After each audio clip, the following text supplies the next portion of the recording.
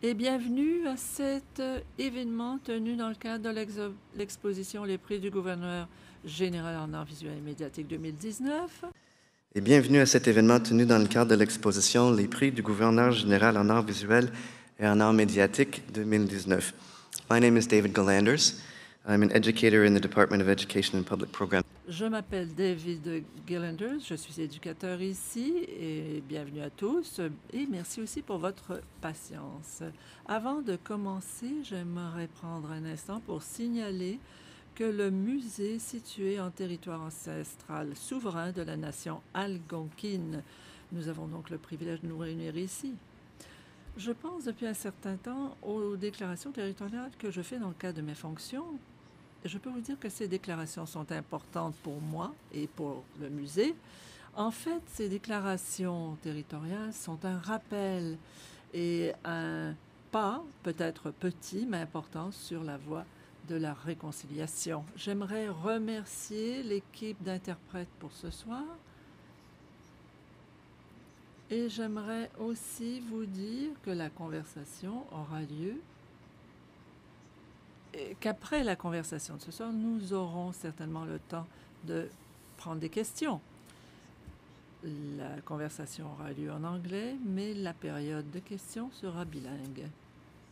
Ce soir, nous sommes ravis d'accueillir deux des lauréats du prix du gouverneur général en arts visuels et médiatiques, Lee-Anne Martin et Jeff Thomas.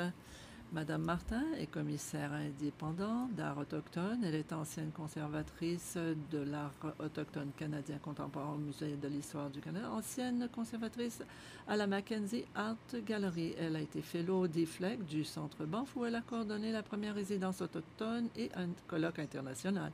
Elle a été coordonnatrice du groupe de travail des musées des Premières Nations et elle a été la première coordonnatrice d'équité pour les peuples autochtones au Conseil des arts du Canada.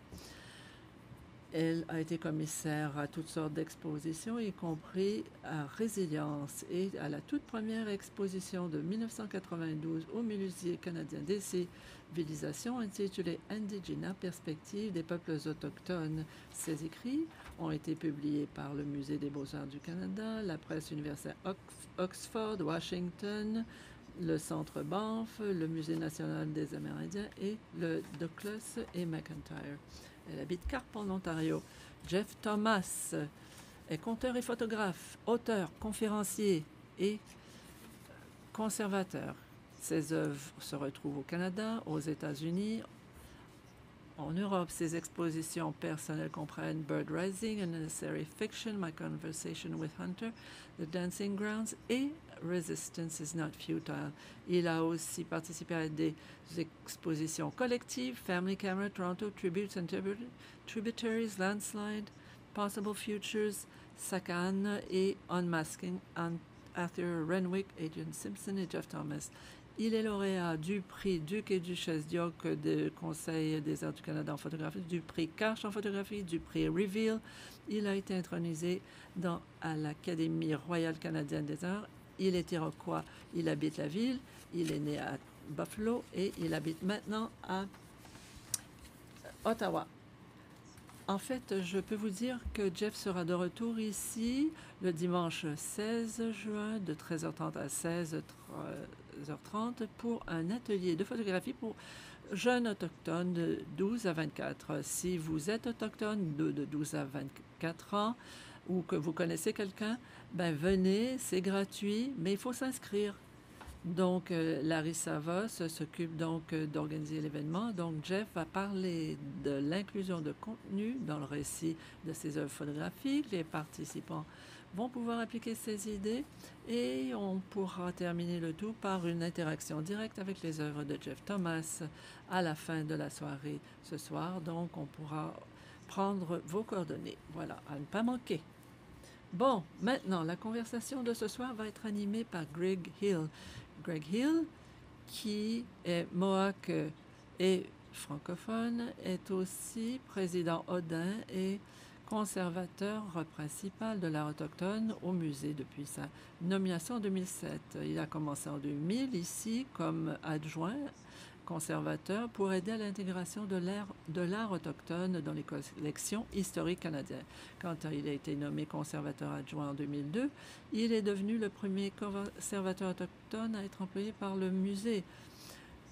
Il s'occupe d'enrichir et de présenter l'art autochtone au Musée canadien des beaux-arts. Il a été commissaire dans des expositions internationales, a rédigé des catalogues pour des grands artistes comme Norval Morisseau en 2006, Carl Beam en 2010 et plus récemment Alex Janvier en 2016. Il a aussi été coordonnateur conservateur pour Robert Davidson, Daphne Oji et Charles Edenshaw en 2013. Il a été co-commissaire de Sakan-An, la plus grande exposition du musée et sans doute la revue la plus importante de l'art autochtone dans le monde. Mesdames, Messieurs, j'ai le plaisir donc d'accueillir Liane Martin, Jeff Thomas et Greg Hill.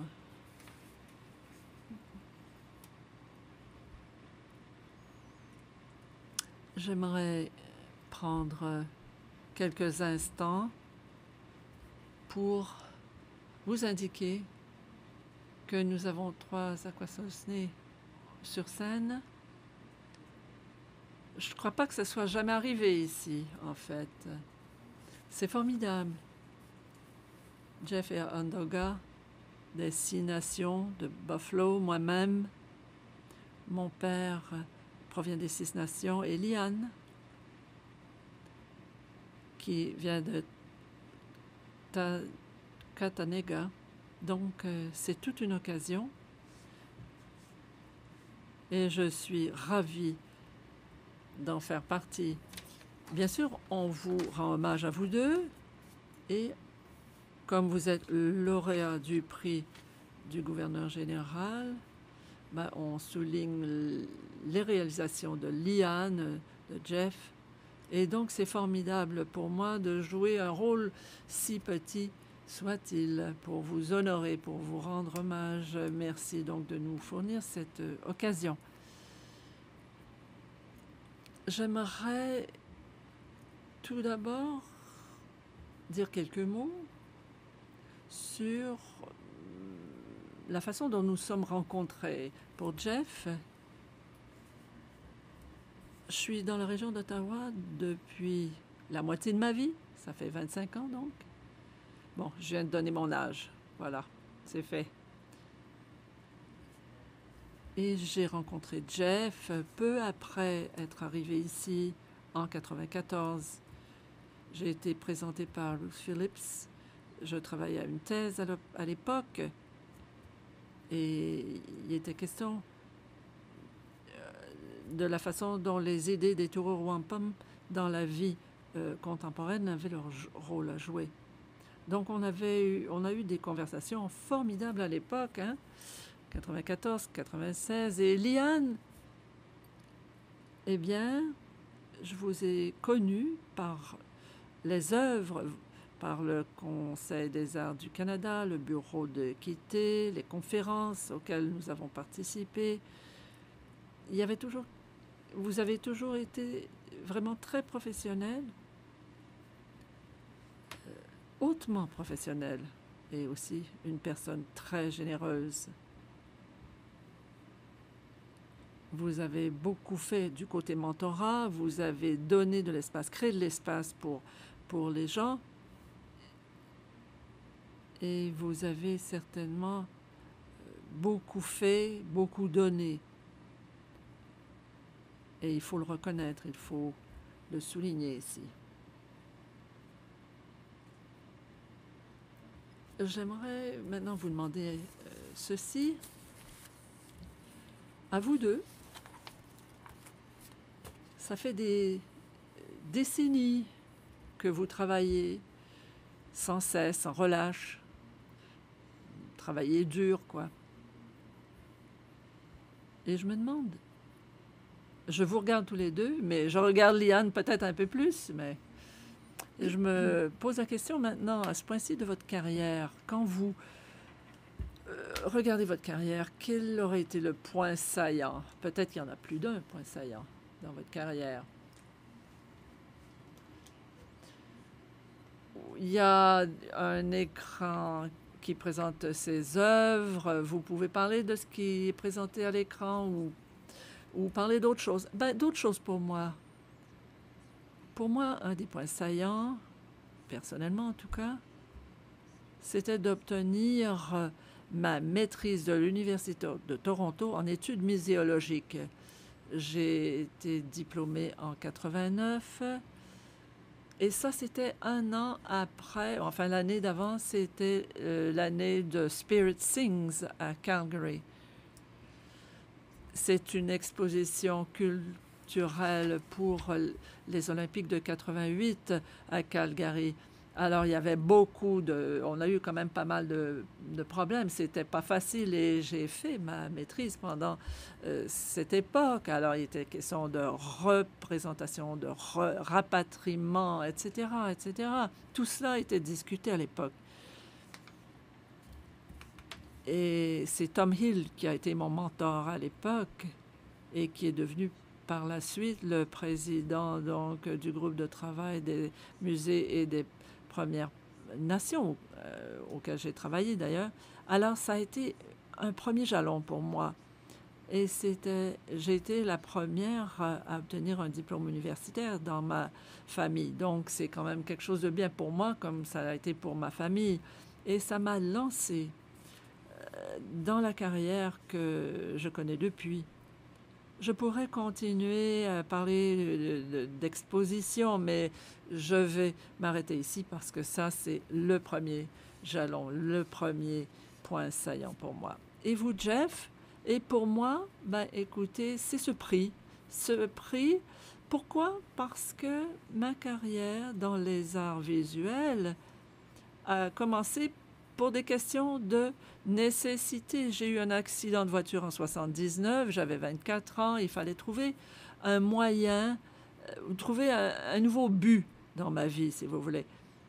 Bon, à cet accident, quand j'ai eu cet accident, j'étais prêt à déménager en réserve, à commencer une vie toute nouvelle, mais tout a changé. Et je me suis tournée vers la photographie. Et ce que j'ai fait quand j'étais à l'hôpital, je me suis dit, si jamais je sors de l'hôpital, je vais consacrer ma vie à ma communauté. Et mes anciens, bien sûr, m'avaient influencé dans ces premières années. Et ce vœu, je l'ai fait à eux. Et puis, ben, que si j'avais une chance, après, je ferais ce que j'avais promis. Alors, écoutez, j'ai vu qu'il y avait des trous au niveau de la photographie contemporaine, qui manquait les Premières Nations. Et donc, mon but, c'était de changer le visage de la photographie. Et parce que je suis autodidacte, j'apprenais au fur et à mesure que je pratiquais. Et dès que je faisais une photo, ben, je passais à autre chose après. Il n'y avait rien de conscient. Je me disais, bon, ben, je passe au suivant et c'est tout. Le prix du gouverneur général, quand il y a eu la cérémonie et qu'on nous a demandé de préparer un petit discours de 200 mots, quand j'ai commencé à parler, ben, j'ai laissé tomber mon discours. J'ai voulu remercier mon fils qui était là, présent, et je me suis rendu compte qu'à ce point, j'avais bouclé la boucle, que j'avais réalisé mes objectifs, des objectifs que je m'étais fixés 40 ans auparavant. Alors, j'avais une idée à ce moment-là de ce que les gens pensaient, de ce que j'ai fait. On ne pense pas à cela quand on travaille, quand on se voit comme artiste visuel, pour voir des choses qui n'avaient jamais été examinées, comme l'urbanisation des Autochtones. Alors, on a fait tellement de progrès depuis. Donc, pour moi, ça a été un point saillant de la carrière, n'est-ce pas? J'ai été comme libérée du vœu que j'avais fait. Donc, c'est comme ça. Comme Liane l'a dit, on pourrait revenir sur telle ou telle photographie, sur des changements de point de vue, vision du monde. Je pourrais vous donner un tas d'exemples, bien sûr, mais le but, les objectifs, pour moi, Voilà, c'est la boucle est bouclée. Si vous me permettez, pour rebondir là-dessus, et revenir un peu en arrière aussi, j'habitais le Maine aux États-Unis, donc quant à la CBC, j'ai entendu dire qu'il y aurait une exposition de Spirit Sings. Ça, c'était en 86. J'étais vraiment enragée. Il n'y avait pas de commissaire autochtone pour cette exposition. Il laissait tomber la réalité contemporaine. Moi, j'en revenais pas. Et c'est ça qui m'a poussée à faire des études universitaires. Je me suis dit, il faut représenter les Autochtones, il faut entendre la voix des Autochtones dans les musées. Et c'était il y a 30 ans. Il y a 30 ans, donc, et on n'en avait pas entendu parler à ce moment-là. Et puis encore, il y a eu toutes sortes de choses qui ont été dites au sujet de Spirit Sings, et c'est à ce moment-là qu'on a vu des choses commencer à se concrétiser. On en parlait un peu plus tôt aussi. Il y a tellement peu de commissaires ou de conservateurs qu'on compterait sur les doigts d'une main, une main et demie peut-être. Et vous avez été là. Vous avez présenté des expositions, vous avez travaillé au groupe de travail, le rapport du groupe de travail. On pense à 92, ça a été une année charnière pour les expositions en Amérique du Nord. Hein, quand il a été question de l'arrivée de Christophe Colomb. Et vous étiez à McMaster, et enfin, il y a eu le musée des civilisations, et vous avez fait Close Encounters aussi, les 500 ans suivants. Donc, qu'est-ce qui s'est fait entre ces deux expositions, ces 18 années qui les séparent, passées donc de 500 ans? Et surtout dans le cas des critiques autour de Close Encounters. Écoutez, rappelez-vous l'époque, hein, comme je l'ai dit dans mon petit discours au prix du gouverneur général, imaginez-vous une époque où il y a peu d'expositions d'art autochtone, peu de programmes de financement pour les artistes ou conservateurs ou commissaires autochtones, peu de publications.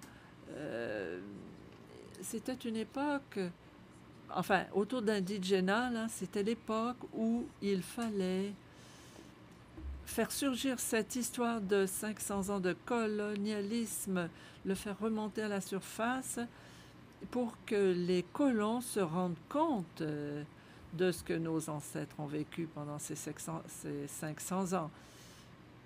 C'est vraiment un appel à l'action, hein, non seulement pour l'auditoire, mais aussi pour les musées. Hein, quand il s'agit de comprendre toutes ces choses. Ça a été critiqué beaucoup parce que c'était politique. Mais il fallait que ce soit politique. Il fallait que ça provoque. Et ça a provoqué.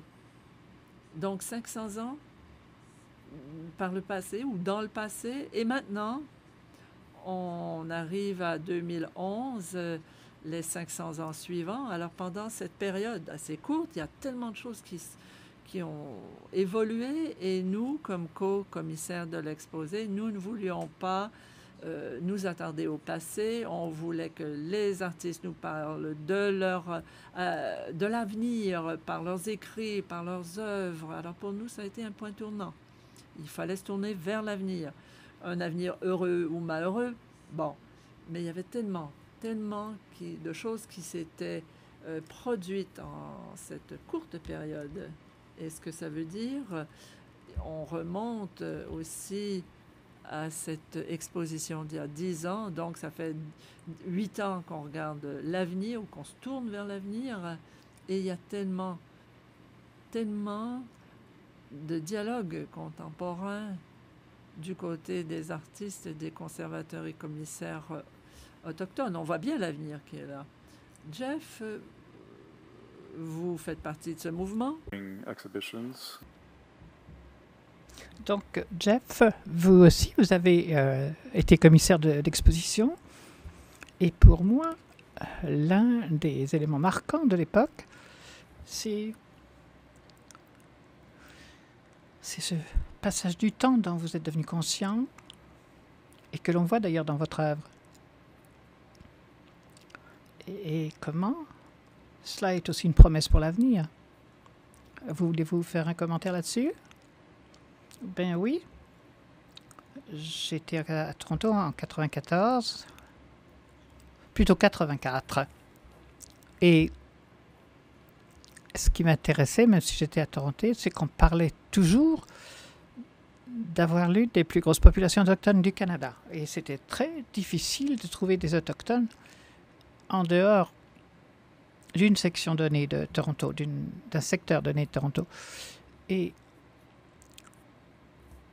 en fait, je suis allé dans une librairie sur Queen Street et j'ai vu quelque chose sur l'évolution culturelle. Enfin, il y avait des photographies, puis j'ai décidé de passer moi-même à la photographie. Et ça m'a dirigé vers une nouvelle direction. La photographie documentaire en tant qu'autochtone, ça ne marchait pas pour moi. Il fallait trouver un autre moyen de voir le paysage. Donc, il fallait que j'intervienne à un moment donné, trouver des moyens d'intervenir dans le discours urbain avec la présence autochtone. Et c'est à partir de là que j'ai commencé à m'orienter dans une autre direction. Donc, comment vous faire connaître votre présence quand il n'y a personne qui a quoi que ce soit à faire avec votre culture, avec vous culturellement? Donc, en 92, ça a été important. C'est là que je suis venu à Ottawa. J'avais traversé les États-Unis au cours de l'été dans le cadre de la manifestation Columbus qui avait cours. Et je voulais aller à Columbus en Ohio. Donc, c'est devenu un voyage qui m'a emmené dans le sud, à Saint-Louis, et ensuite de revenir au Canada. Quand je suis revenu, j'étais surpris parce que je n'ai pas vu beaucoup de films et j'ai compris que c'était en fait un voyage d'aspiration. Bien, j'aurais pu aller de Kingston jusqu'à et revenir par faire tout un grand détour sans voir aucun autochtone. Donc l'idée de quoi a l'air ce paysage maintenant 500 ans plus tard. En fait, c'était ça l'idée. Et à partir de là, à l'automne, un ami m'a dit il faut aller à Ottawa, voir le belvédère Champlain avec la statue. Donc c'était la semaine de la journée du souvenir. Ici, au musée de la civilisation, il se passait quelque chose. Donc, c'était un moment important pour moi pour regarder le monument Champlain. Je me suis dit, donc, comment intervenir dans ce discours? Parce que essayer de voir comment on voit différemment les monuments publics. Alors, j'ai commencé à regarder Ottawa comme un lieu de ressources. Donc,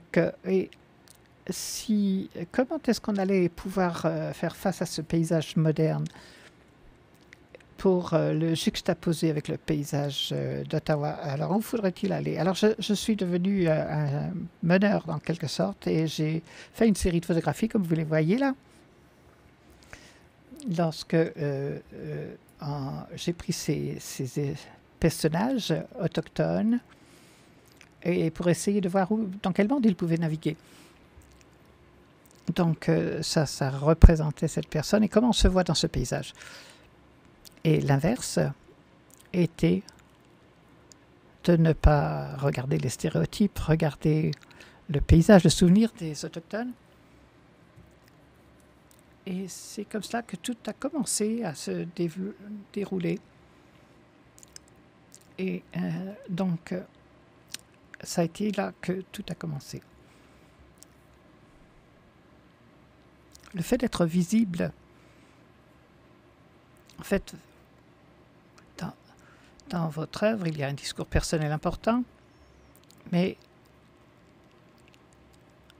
il y a une portée qui va s'élargissant pour essayer de voir comment quelqu'un peut travailler d'une perspective toute personnelle, comme vous l'avez fait, Okesoni. Et pour que cela corresponde au travail que vous faites, vous, Liane, dans votre travail de conservatrice, et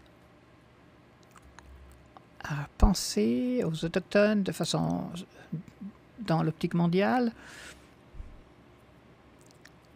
Nous sommes 3 là, nous sommes des Onosoni. Y avez-vous pensé? Et quelles occasions avez-vous eu de travailler vraiment avec ces idées dans votre travail de conservatrice? Eh bien, pas beaucoup, Greg. Et c'est intéressant parce que à réfléchir aux changements qui se sont produits depuis que j'ai commencé des expositions dont j'ai été commissaire, eh bien, c'est pas tellement pour moi, mais pour les artistes à l'époque. Les œuvres d'art venaient d'une optique très généraliste et des optiques plus inclusives d'Autochtones plutôt que spécifiques. Pas pour tout le monde d'ailleurs, mais la majorité des artistes avec qui j'ai travaillé, c'était le cas. Et c'était un petit peu la marque de l'époque. On voulait faire connaître notre optique personnelle. C'était un peu défendre la position des Autochtones de façon générale. Et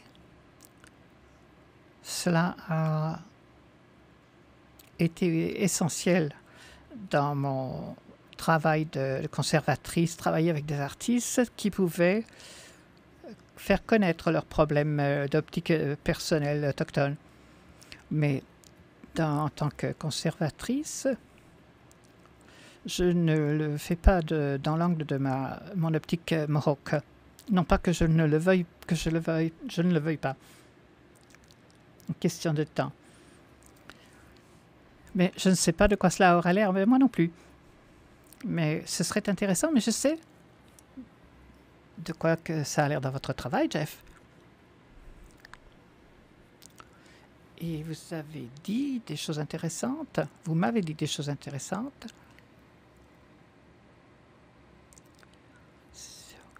Comment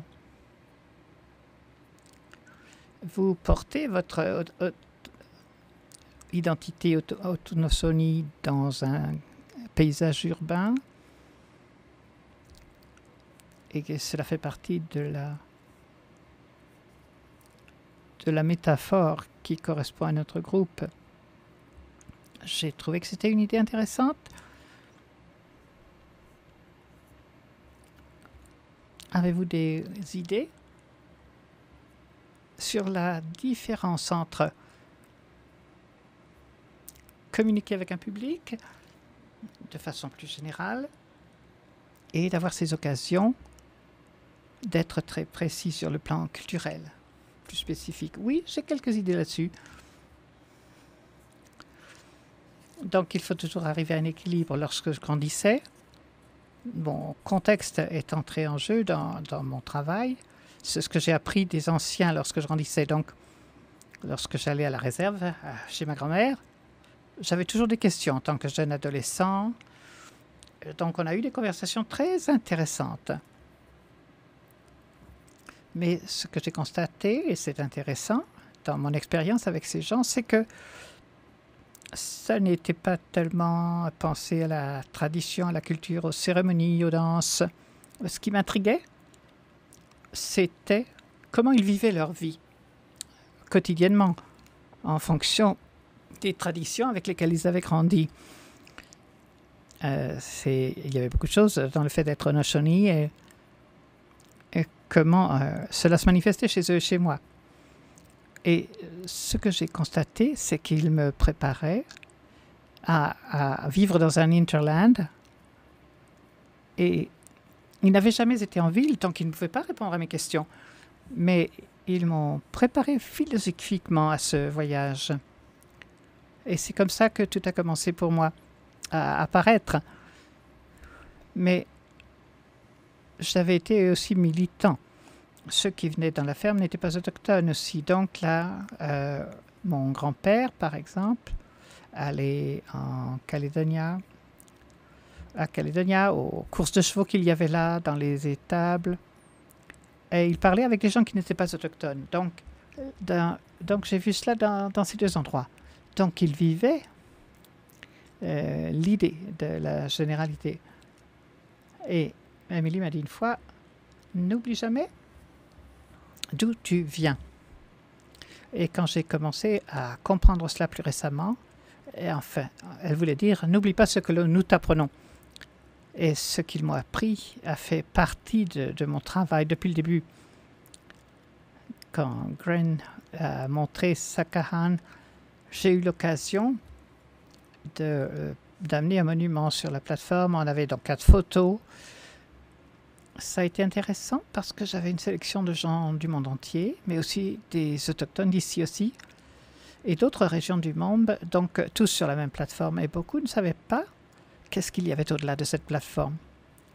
Je me souviens avoir dit à quelqu'un qui était venu, il m'a dit, ma famille voudrait que je pose, est-ce que je pourrais le trouver? Et il est revenu. Donc, on l'a mis sur la plateforme. Et j'ai fait un portrait de ce groupe. Et il a commencé à leur raconter l'histoire que je leur avais racontée, que je lui avais racontée. Et il a fait traverser la rue à sa famille vers la statue indienne. Là, il leur en a parlé. Et il m'a ensuite écrit. Et c'est un texte intéressant qui parle de cette expérience. Donc ça, c'est important pour les autres choses que je fais aussi. Parce que comment créer un meilleur monde pour nos enfants? Il faut savoir apprendre à coexister. Et comment faire que les non-autochtones participent à cette conversation. Donc ça a toujours fait partie de mon travail. J'ai toujours essayé d'être inclusif aussi.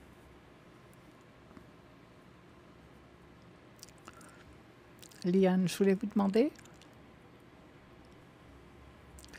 l'une des diapositives qu'on voit, c'est une image de vous et de Bob Ware à la Galerie Mackenzie pour l'inauguration, un powwow de notre histoire. Vous portez un costume qui est très particulier pour l'exposition. Si on pourrait s'arrêter, je crois que c'est la prochaine diapositive. Non, ça n'était pas la prochaine, la suivante. On va attendre qu'elle arrive à l'écran. Vous voulez nous parler de ce qui se passait là? Mais j'aimerais que la diapositive arrive à l'écran. Non, ce n'est pas celle-là. Elle devrait arriver bientôt. Non, c'est pas celle-là non plus. Non. Encore une. Voilà, nous y voilà. Merci. Oui, cette exposition, le powwow, dans notre histoire, était à la Galerie Mackenzie à Regina en septembre 2000. Comme vous le voyez sur la diapositive, la peinture était une pièce importante pour l'exposition par Terry Fonseca, qui était décédé à l'époque, qui pour moi était un artiste de Californie, et était connu pour ces images hilarantes de coyotes portant des vêtements en cuir ou allant avec des roses, allant au café du powwow, à Santa Fe au Nouveau-Mexique. Donc c'était une image contemporaine tout à fait hilarante. Et on connaissait Harry et on voulait lui rendre hommage, mais tout en s'amusant.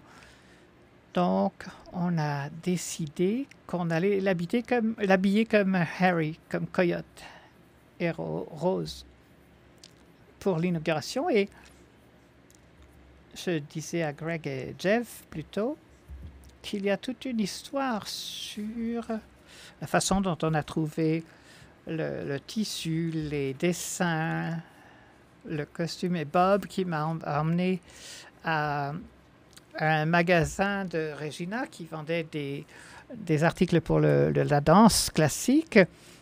Et donc, on lui a fait ce costume. Et après, on me l'a donné d'ailleurs après le décès de Bob. Donc, il est dans mon placard. Et à l'inauguration, avant qu'on fasse les discours habituels, on a fait une petite danse semblable à celle de Harry dans ses peintures. Et c'était drôle. Ça a vraiment cimenté Bob dans mes relations également. Nous avons été amis très longtemps et c'était la première fois qu'on avait pu travailler ensemble sur cette exposition. Et c'était extraordinaire parce qu'on voulait faire le powwow tous les deux.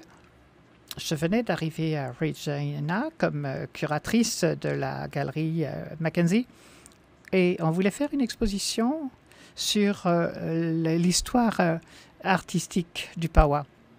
On a regardé des peintures, des photographies du début du 19e siècle jusqu'à l'heure actuelle, jusqu'au 20e siècle, et au-delà d'ailleurs, 21e même. Et on a regardé les peintres anciens, donc on a passé dans les plaines. Bob était très expert en art historique et moi je connaissais un peu l'art contemporain, donc c'était une relation de travail extraordinaire. Et c'était aussi un hommage à notre ami décédé, Harry de Sika. L'exposition est venue au musée de des civilisations. Je pourrais ajouter quelque chose.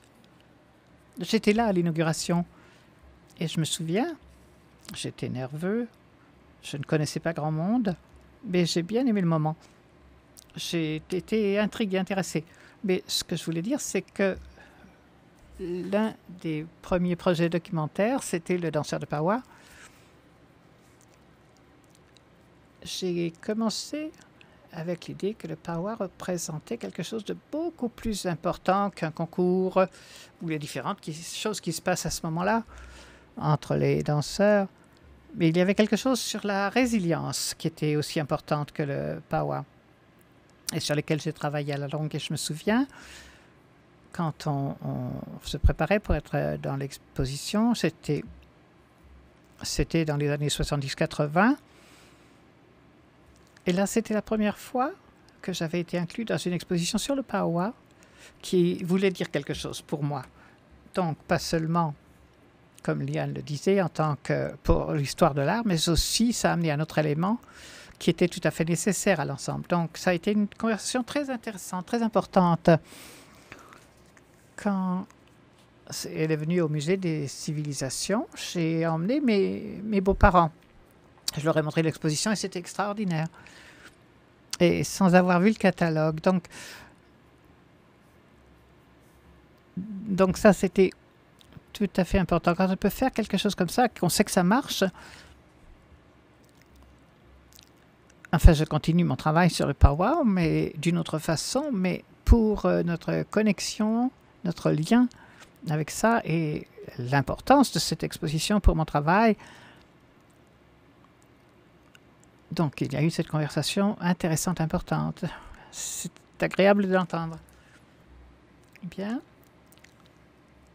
moi, j'étais à l'inauguration au Musée canadien des civilisations lorsque vous avez fait ça avec Bob, quand vous avez fait un discours.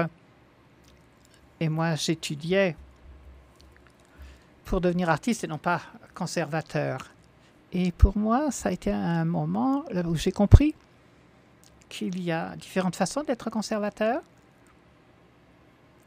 et qu'il y a des façons importantes de créer des expositions comme le Kawa.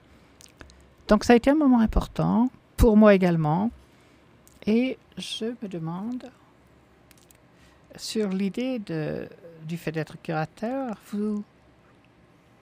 vous semblez vous retirer de ça pour donner plus d'importance à votre travail, mais vous aussi, vous avez fait des expositions importantes.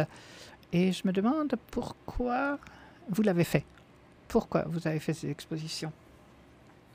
Donc la première exposition que j'ai faite, c'était à Archives nationales. J'ai été invitée par M. Tompkins pour être co-conservateur, donc co-commissaire de cette exposition et qui partait de 1846, qui venait vers des périodes plus modernes.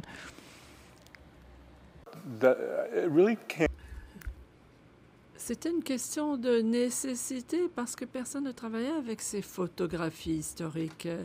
Ma passion concernait bien sûr et l'historique et le contemporain. Quand il s'agit d'examiner, par exemple, le travail d'Edward Curtis, de voir ce qu'il en était des collections, écoutez, ça a été extraordinaire. Je suis tombée dedans, si vous voulez, sans expérience. Et 2 ans plus tard, le National Geographic était au Musée des civilisations et m'a invité à diriger une collection en géologie.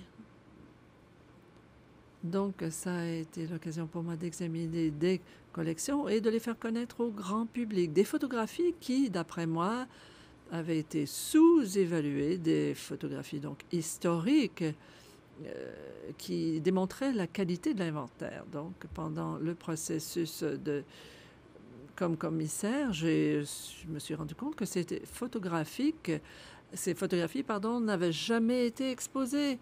C'était la première fois qu'on avait utilisé ces négatifs pour produire de nouvelles impressions. Je ne voulais pas que ce soit simplement une question de regarder les autochtones du passé. Je me suis dit non, il faut que ça soit plus vivant. Alors j'ai changé de cap, si vous voulez. J'ai invité des artistes contemporains. Donc l'idée, c'était de montrer les relations entre le passé et le contemporain. Et ça a très bien marché. Mais mon travail comme commissaire ou comme conservateur est en parallèle avec ce que je fais. Vous avez des gens qui nous disent, écoutez Jeff, nous avons une exposition d'Edward Curtis en Suisse, par exemple. On veut un miroir, si vous voulez, ou une exposition miroir. Je ne peux pas me considérer comme un vrai commissaire. Je suis vraiment artiste. Un artiste qui aime travailler avec les collections. J'imagine que c'est ce qui définit, en fait, le conservateur ou le commissaire. Alors, écoutez, peu importe.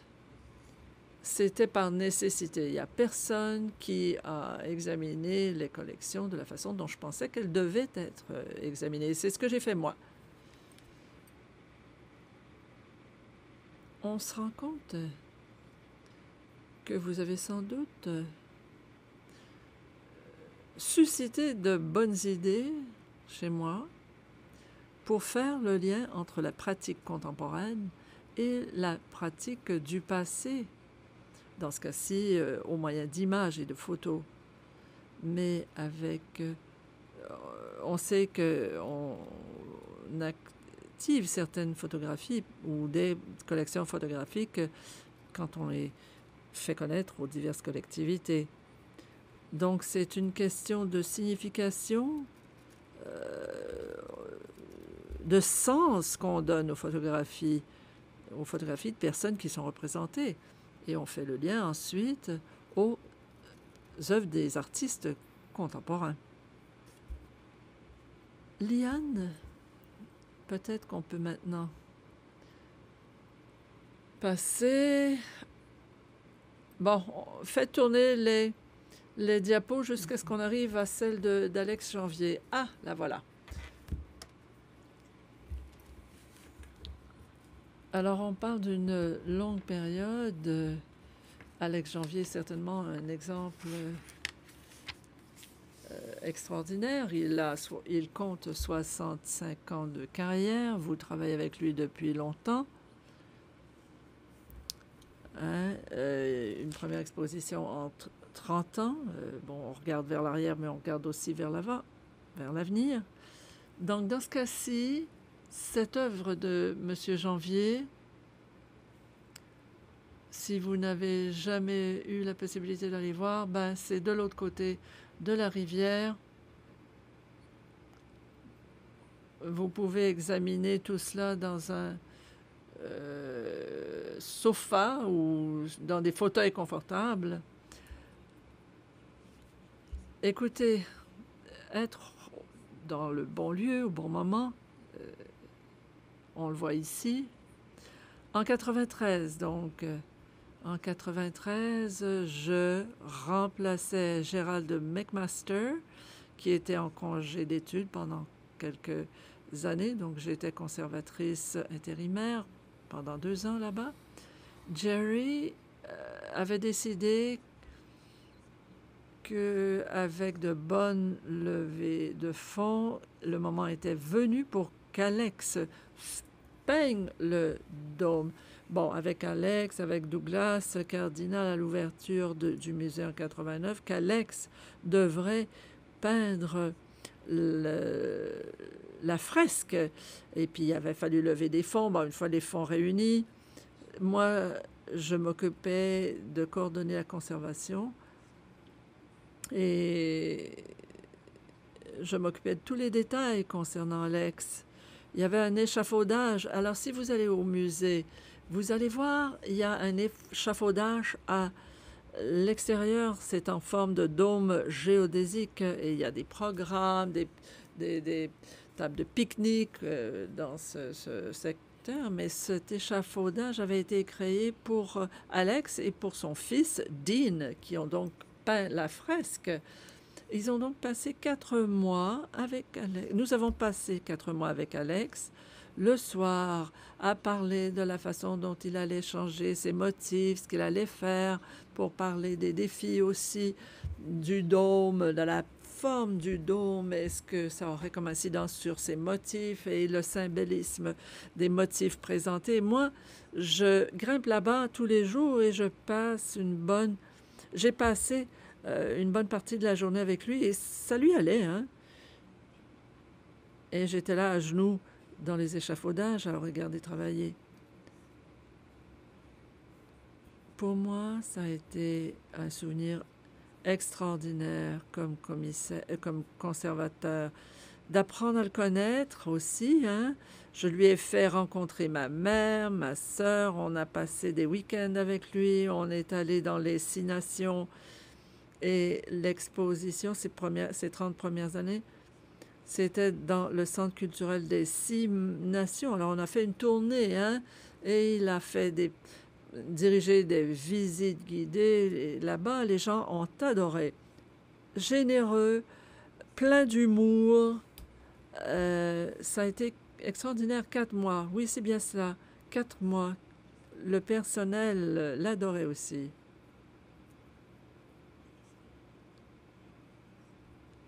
Quand j'ai travaillé au musée, avant de partir, on a travaillé ensemble pour Morning Star et les membres du personnel se le rappelaient et lui de même s'en souvenait.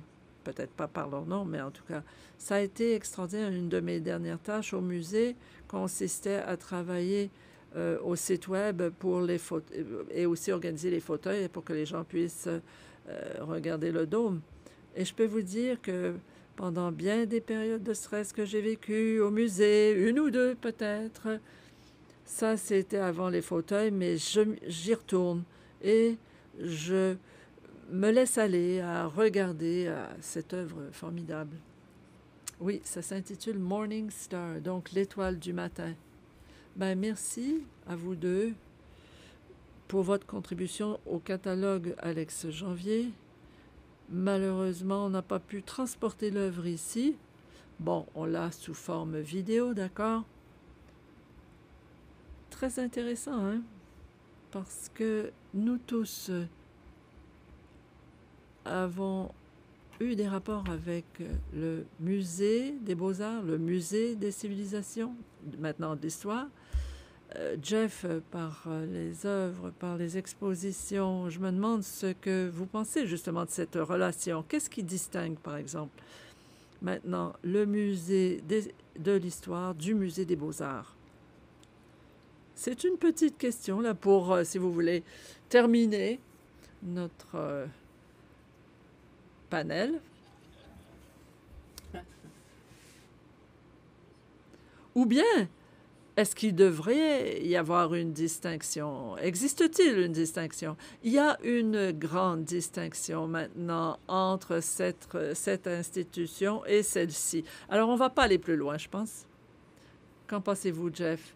Alors, ce que j'aurais à dire là-dessus, c'est que quand on examine la carrière, l'évolution, combien on inclut les gens, on a beaucoup réalisé. On a beaucoup réalisé.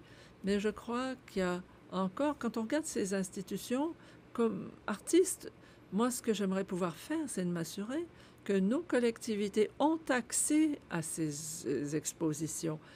Bien sûr, il y a des opprobres encore qui existent. Il y a des antécédents. On n'est pas habitué d'aller visiter des musées, quels qu'ils soient. Mais pourtant, nos jeunes doivent pouvoir s'inspirer, doivent pouvoir admirer. Et ces établissements, ces institutions jouent un rôle important. Mais pour nous, qui sommes écrivains, auteurs, conservateurs, commissaires, comment s'assurer que nos jeunes profitent de tout cela, que nos collectivités en profitent? Et une chose que j'ai apprise de très jeune, alors que on travaillait sur le maïs, vous avez différents types de fibres qui représentent l'une le passé, l'autre le présent, la troisième l'avenir. Alors voyons voir comment on peut rejoindre, rayonner vers nos collectivités et les inspirer. C'est comme ça que je vois les institutions. On travaille à partir de ces institutions et maintenant on peut aussi utiliser la technologie pour que tout cela soit davantage accessible. Ah, si vous me permettez, il n'y a rien d'exclusif. Il faut inclure, justement. Il y a beaucoup d'espace. Si les conservateurs, les commissaires veulent mettre en place des projets au musée de l'histoire, c'est très bien. Le point de vue est différent, le contexte est différent. Et c'est ce que je vois aussi. Justement, c'est très, très différent de ce que c'était quand moi j'ai commencé. Il y a tellement plus d'espace pour les artistes au Canada de nos jours. Donc, oui, c'est tout à fait encourageant. C'est très bien. Donc, vous ayez pu contribuer dans la mesure où vous l'avez fait d'ailleurs. Hein? Merci. Donc, à ce point-ci, nous avons quelques minutes pour les questions. Alors, vous pouvez, bien sûr, poser vos questions maintenant que vous avez réussi à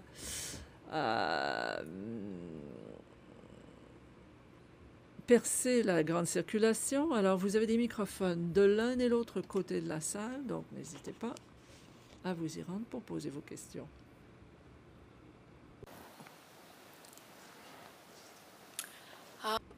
Bonsoir, merci à vous trois pour votre générosité dans ce panel. Merci. Donc, Greg,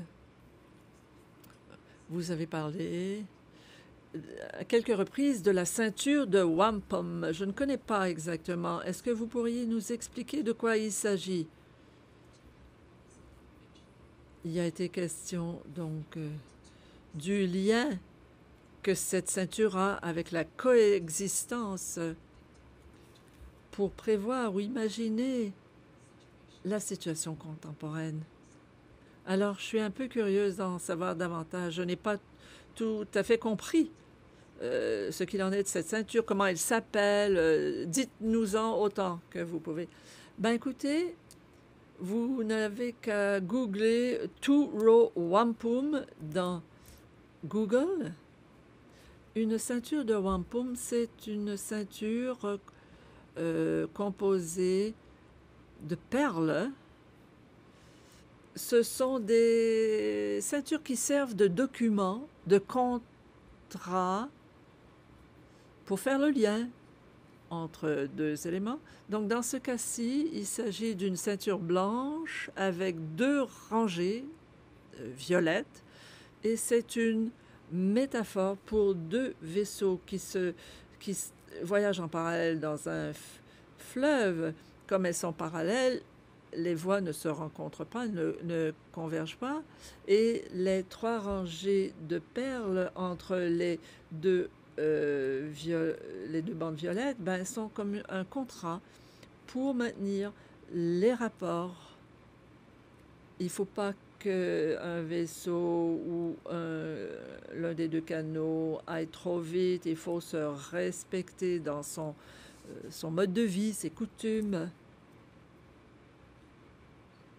Et il y a toujours cette séparation qui reconnaît l'état de fait de deux métaphores. Et dans ce cas-ci, ce sont les Européens d'un côté pour une bande violette et les peuples Haudenosaunee de l'autre côté pour l'autre bande violette.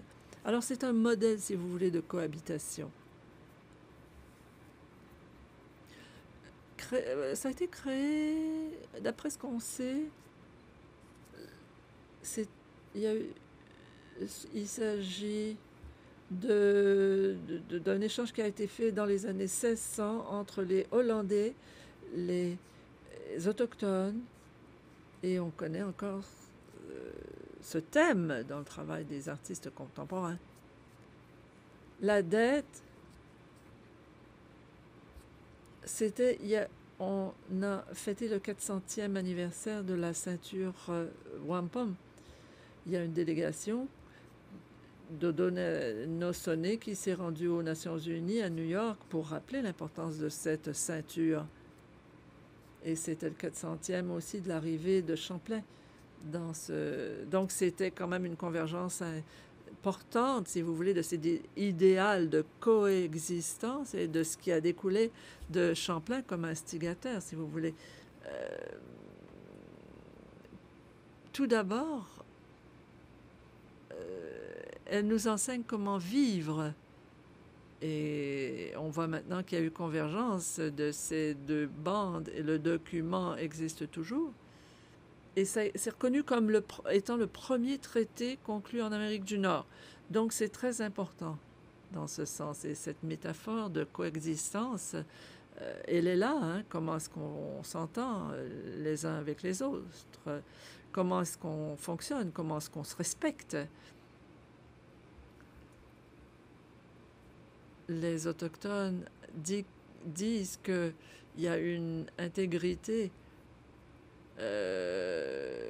qui n'a pas toujours été maintenue de l'autre côté de la rivière. Voilà. Sans micro. Réponse, au départ, c'était dans les archives de l'État de New York. Certaines de ces ceintures ont été rapatriées. Je ne sais pas ce qu'il en est de la two row, de celle qui a les deux bandes, mais il y en a qui l'ont été. Bonjour, merci beaucoup pour cet exposé. J'ai une question pour vous trois. Vers qui vous tournez-vous quand vous avez besoin de conseils sur le plan professionnel? Je pose la question parce que, écoutez, je sais que je vous ai déjà demandé des conseils. Ce serait bien de savoir vers qui vous vous êtes tourné ou vers qui vous tournez-vous présentement quand vous avez besoin de conseils sur le plan professionnel. Moi, Priscilla, je te regarde tous les jours, hein? Sans blague. Vous ne savez pas, elle est co-commissaire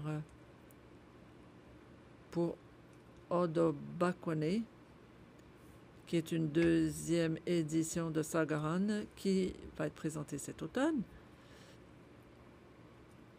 Et je dois me tourner vers elle pour avoir des conseils tous les jours.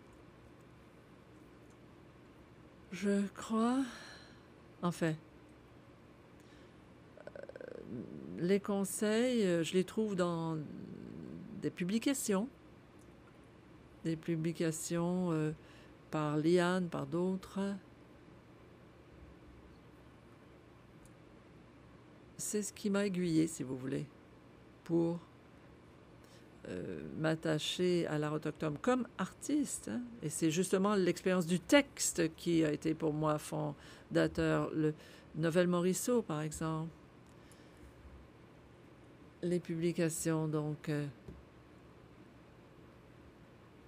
J'ai été inspirée par un artiste, par un document créé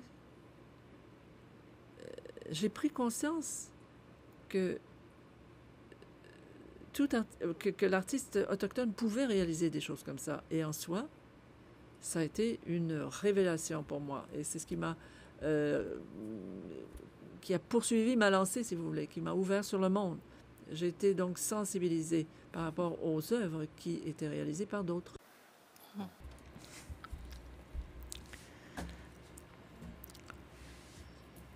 Je vais répondre brièvement. Lorsque j'ai commencé, au milieu des années 80, je vivais dans le Maine, aux États-Unis, et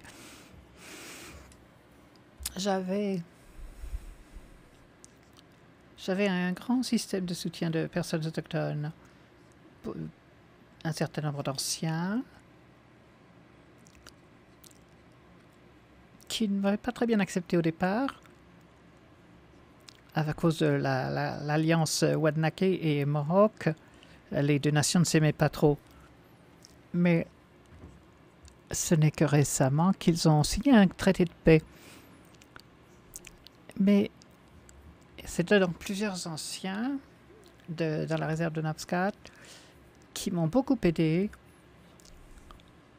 qui ont fait preuve de patience, qui m'ont orienté et m'ont fait aller dans la bonne direction et non pas en me donnant les réponses. Il y avait un conseiller autochtone assez âgé à l'Université du Maine qui, lui aussi, a été important pour moi. Et il y a eu beaucoup de personnes, mais c'est la personne qui, dans tout mon travail, a été mon amie et collègue du Mexique, Margaret Archuleta, qui est l'ancienne conservatrice qui travaille à son doctorat depuis des années. Mais elle et moi, nous parlons, nous consultons, pleurons ensemble, nous conseillons. Elle est quelqu'un qui parle avec d'autres conservateurs, le fait de ne pas être avec les artistes. Donc elle m'aide en tout cas, elle m'aide beaucoup en tellement de choses. Comme je l'ai dit au départ, le rôle de nos anciens dans ma famille, les anciens de ma famille, ce sont eux qui m'ont guidé, mais pour les images, Edward S. Curtis, ça a été sans doute la personne la plus influente dans ma carrière et beaucoup sont choqués quand ils l'entendent parce que c'est vraiment quelqu'un qui faisait des Indiens stéréotypiques au XVIIIe siècle, au XIXe siècle. Son travail était problématique, mais ce que j'ai compris, ce qu'il a fait, c'est qu'il m'a orienté de la bonne direction. Voilà ce qu'il faisait, voilà ce qu'il aimait. Alors, qu'est-ce que je ressentais pour ça? Est-ce que je voulais photographier d'autres Indiens ou est-ce que je voulais que les gens comprennent comment les Autochtones voient le monde? Donc, il y avait un conflit. Et je voulais vraiment dire cela, dire qu'il y a d'autres façons de faire.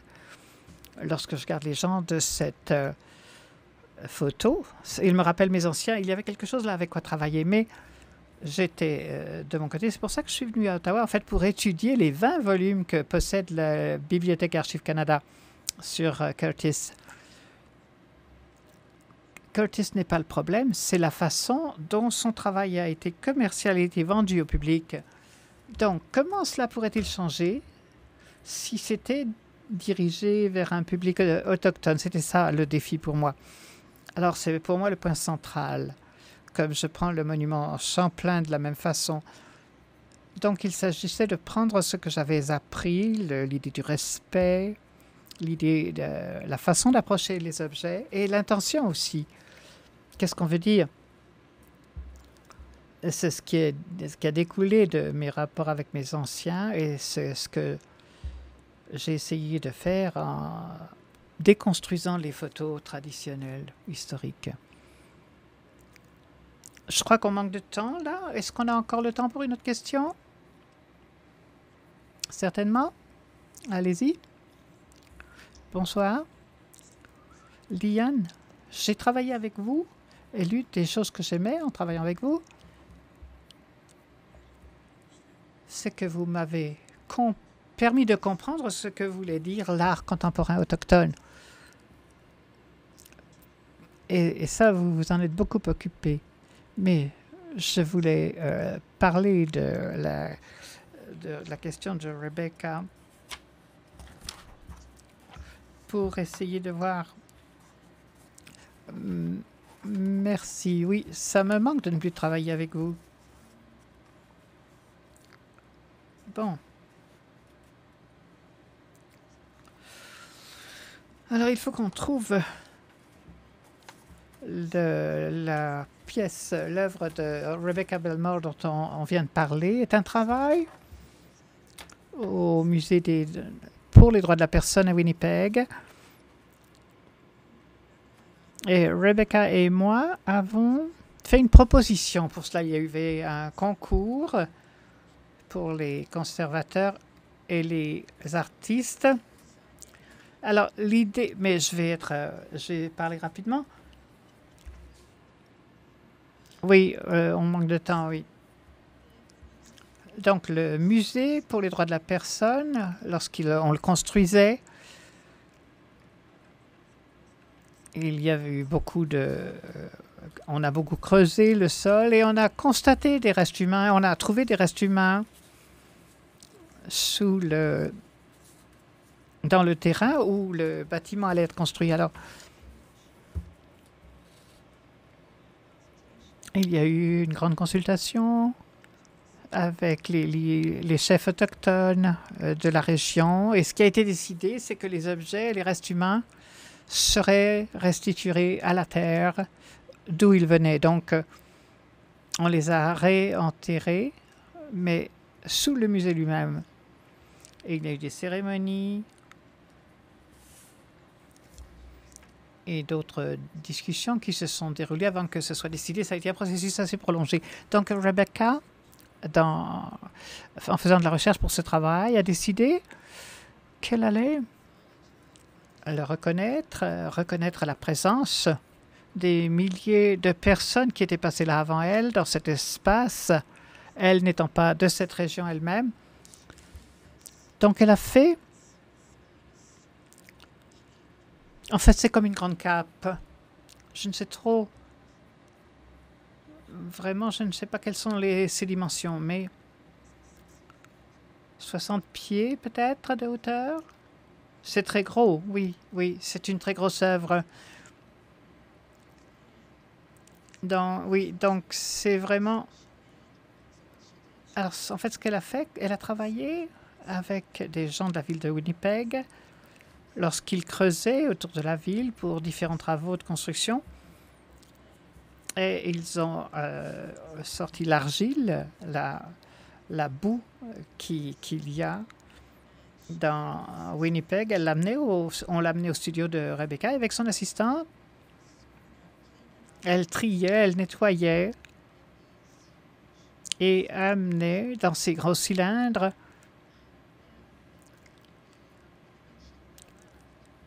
et dans l'image de gauche, elle a tenu un atelier public pendant un mois où elle a invité des gens de tout le secteur de Winnipeg où qu'ils visitaient et pour faire ces... Attendez, qu'est-ce qu'on voit là? Pour qu'on fasse des empreintes des mains.